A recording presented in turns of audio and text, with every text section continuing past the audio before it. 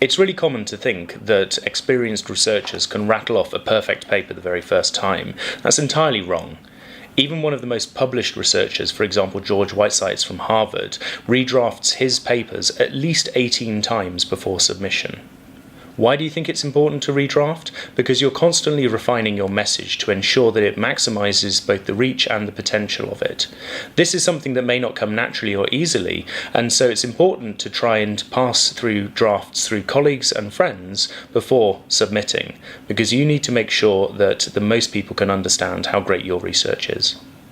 So personally, I'm not great at writing, and so it takes a lot of different revisions for me to work through a paper, and I can spend hours just agonizing over a sentence. But personally, I find it much easier just to rattle off a rough draft and then edit. I find it much easier to edit rather than write, and so when it comes to redrafting, my papers will often go through between 20 and 30 revisions before it actually finally gets submitted, because if you're going to submit, you want to make sure that it's a slam dunk from both an editorial and a reviewer perspective.